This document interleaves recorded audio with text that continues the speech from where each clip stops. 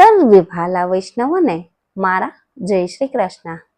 વૈષ્ણવો, આજે આપણે સત્સંગમાં સત્સંગ કરીશું ઉકા આતાની વાર્તા પ્રસંગ 33.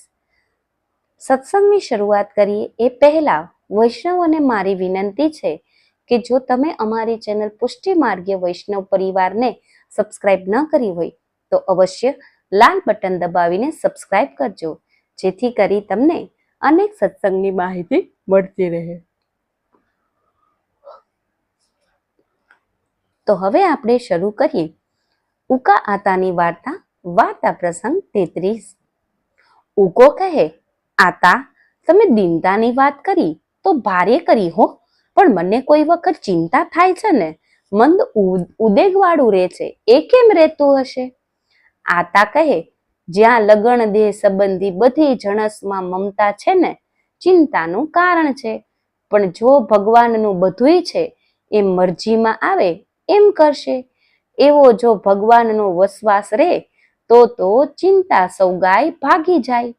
આપણા ભગવાન દયાળુ છે, ન દેવાનું દાન જીવને આપે છે, પણ ચિંતા અભાગણી દે છે.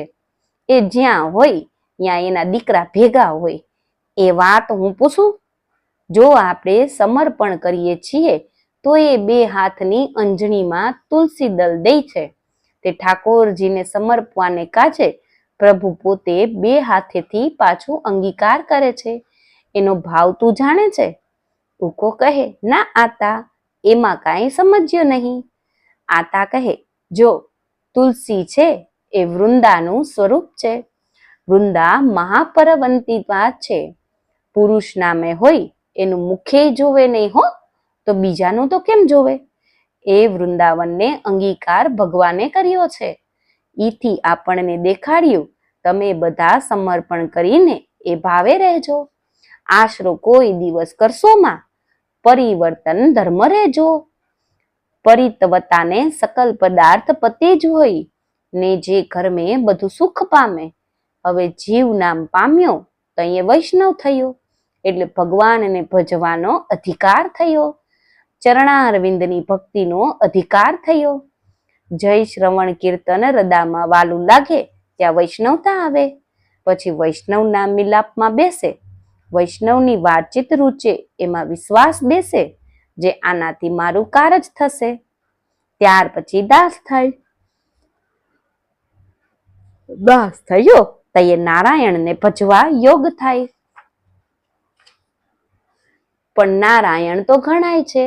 નારાયણ, આપો નારાયણ, લક્ષ્મી નારાયણ, ધર્મ નારાયણ, નર નારાયણ, આદિ નારાયણ, સૂર્ય નારાયણ વગેરે પુરુષોત્તમના ડાબા ચરણમાં નારાયણ રહે છે. દાસ થાય તો એને ભજવા જોગતીઓ કહેવાય. એટલે મર્યાદા સેવા ભાવનું દાન પામ્યો. દાસનો ધર્મ એ છે ઊભો રહીને સીધું કામ કરવું, એનું નામ દાસ. ધણીની સેવા કરી પ્રસન્ન કરે એ દાસ. ને દાસ ભાવ બરાબર આવે પછી સેવક થાય. સેવક તો ધણીની પાસે રહે, અંગ સેવા કરે, જોઈતી વખત પ્રભુને આણી સમર્પે. કોઈ દી સેવા ચોર ન થાય. સેવક ભાવ આવ્યો અને ગણાય. પૂરો સેવક ભાવ આવે ત્યાં સાધુ થાય. એમાં ધુએ કપટનું નામ છે ને, અધુ નિષ્કપટનું નામ. એટલે કપટને પાપ રહિત થાય તો એ સાધુ કહેવાય. ઠાકોરજીની બધી વાત સાચી, આજ્ઞામાં રહીએ એ સાસુ. એ ધર્મ આવ્યા પછી ભગવદી થાય. તઈએ એને ભગવાનની હારે નોખાપણું ના રહે. પછી તો ભગવાનને એનું કયું કરવું પડે. જો ઉકા, ભીષ્મ પિતાએ પ્રતિજ્ઞા લીધી હતી કે ભગવાનના હાથમાં ચક્ર ધરાતું તો ખરું, ભગવાને હાથમાં નો લેવાની પ્રતિજ્ઞા ધરતી. પણ પોતાનું વચન જાતું કર્યું ને ભીષ્મનું વચન હાસું રાખવા ચક્ર લેવું પડ્યું. દુર્વાસાને થયું કે હું તો મારા ભક્તને આધીન છું. ભાજીમાં કયો સ્વાદ ગરી ગયો તો ને સુદામાના ચોખામાં શું હતું? પણ પોતાના ભગત પોતાની વહત ભાવેથી ધરે તો પ્રેમથી આરોગ્ય હો.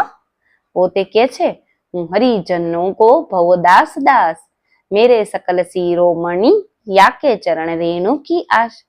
न काहू की करत अगवाय न काहूड़ी आश, पर उपकारी जग हितकारी शिष्य दया की रास। सब गुण सागर भक्ति उजागर भव सागर की नाव, તાકી સેવા અધિક હરિત માનત હરખ હૃદા કો ભાવ। એટલે દીકરા પ્રભુ ભક્તને સર્વને માને ને ભક્ત પ્રભુને સર્વસ્વ માને, એટલે બે સમતોલ છે। એવા સર્વે વહાલા વૈષ્ણવોને મારા જય શ્રી કૃષ્ણ। તો વૈષ્ણવો, આજે આપણે સત્સંગમાં સત્સંગ કર્યો ઉકા આતાની વાર્તા, વાર્તા પ્રસંગ 33। તમને પણ જો અમારી વાર્તા ગમતી હોય તો અવશ્ય અમારી ચેનલને લાઈક કરજો, અને તમારી પાસે પણ સત્સંગને લગતી કોઈ માહિતી હોય તો અવશ્ય કમેન્ટ દ્વારા તમે અમને જણાવી શકો છો। એવા